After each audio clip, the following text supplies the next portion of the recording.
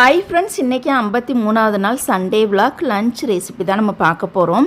என்னடா இவ்வளோ இருக்குன்னு தானே நீங்கள் பார்க்குறீங்க. ரொம்ப கம்மியாக தாங்க செஞ்சுருக்கேன். உங்களுக்கு நிறைய பாத்திரமாக இருக்கவும் நிறையா செஞ்சுருப்பாங்க போல இருக்கு அப்படின்னு நீங்கள் நினச்சிருப்பீங்க.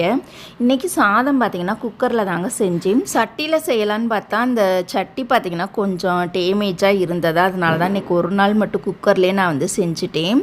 அதுக்கப்புறமா சாம்பாருக்கு பார்த்திங்கன்னா உருளைக்கிழங்கு, கேரட்டு, 2-3 அவரைக்காய் போட்டு சாம்பார் வச்சுருக்கேன். அடுத்ததாக பார்த்தீங்கன்னா ரசம் தான் வச்சுருக்கேன். ரசத்தில் பார்த்தீங்கன்னா கொஞ்சம் பருப்பு கலந்து தான் வச்சுருக்கேன். நல்ல வாசனையாக கமகமன்னு சூப்பராகவே இருந்ததா. அதுக்கப்புறமா பீன்ஸ் பொரியல் தான் பண்ணியிருக்கேன். பீன்ஸ் பொரியலில் பார்த்தீங்கன்னா கொஞ்சம் பாசி பருப்பு நான் நிறையா போட்டுக்கிட்டேன். வெறுமனே அந்த பீன்ஸ் பொரியல் மட்டும் செஞ்சோம்னா நம்மளுக்கு டேஸ்ட்டு வந்து நல்லா இருக்காது. கூடவே அந்த பாசி பருப்பையும் போட்டு நம்ம பொரியல் செஞ்சோம்னா செம டேஸ்ட்டாக இருக்கும்.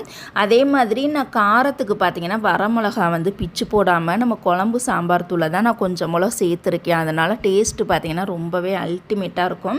அதுக்கப்புறமா உருளைக்கிழங்கு வந்து ஃப்ரை பண்ணிட்டேன். எப்போதுமே உருளைக்கிழங்கு வந்து கார பொரியல் மாதிரி தான் செய்கிறது. இந்த முறை வந்து ஃப்ரை பண்ணிட்டேன். அதுக்கப்புறமா வீட்டிலே தயார் பண்ண பசுனை வேற இருக்குது. அப்புறமா பார்த்தா நல்லா கெட்டி தயிர் வேற இருந்தது. அடிக்கிற வெயிலுக்கு தயிர் சேர்க்காமல் எப்படிங்க சாப்பிட முடியும். எல்லாமே ரெடி பண்ணிட்டீங்க. ஃபைனலாக பாயாசம் வைக்கலான்னு பார்த்தா ஒரே ஒரு பொருள் வந்து மிஸ் ஆயிடுச்சு. என்னான்னு பார்த்தீங்கன்னா முந்திரி திராட்சதை இல்லை. அது 2 பொருள் இல்லாமல் எப்படிங்க பாயாசம் வைக்க முடியும். எங்கள் வீட்டில் பார்த்தீங்கன்னா பாசிப்பருப்பு பாயாசமும் பிடிக்கும், ஜவ்வரிசி பாயாசமும் பிடிக்கும், எல்லா பொருளுமே இருக்குது. முந்திரி திராட்சை மட்டும்தான் இல்லாமல் போயிடுச்சு. சரி பரவாயில்ல, இன்றைக்கி செய்யலாட்டினா என்ன, இன்னொரு நாள் செஞ்சுக்கலாம் அப்படின்னு சொல்லிட்டு விட்டுட்டுங்க. லஞ்சுக்கு பார்த்திங்கன்னா கரெக்டாக ஒரு 1:30 மணியே போல் தான் நாங்கள் எல்லாருமே சாப்பிடவே ஆரம்பித்தோம். அப்புறம் எங்கள் பசங்களுக்கு பார்த்திங்கன்னா நான் இன்றைக்கி செஞ்ச ரெசிபி அவங்களுக்கு ரொம்பவே பிடிச்சிருந்தது. நல்லா டேஸ்ட்டாக இருக்குது அப்படின்னு சொல்லி பாராட்டினாங்க.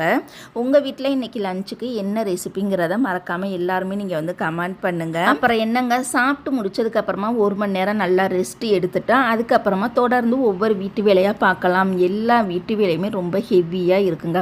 1.5 வண்டி பாத்திரம் கிடக்குது. அங்கிட்டு போய் பார்த்தா துணி எக்கச்சக்கமாக கிடக்குது. அதெல்லாம் துவைச்சி எடுக்கணும், மாவரைக்கணும், சின்ன சின்ன க்ளீனிங் ஒர்க்கு பார்க்கணும், டெய்லரிங் ஒர்க்கு இருக்குது. இந்த மாதிரின்னு நம்ம வந்து அடுக்கிக்கிட்டே போகலாங்க. சண்டே லீவுன்னு தான் நினைக்கிறோம். ஆனால் சண்டே அன்னைக்கு பார்த்தீங்கன்னா வேலை ஓயாத வேலையாக இருக்குது.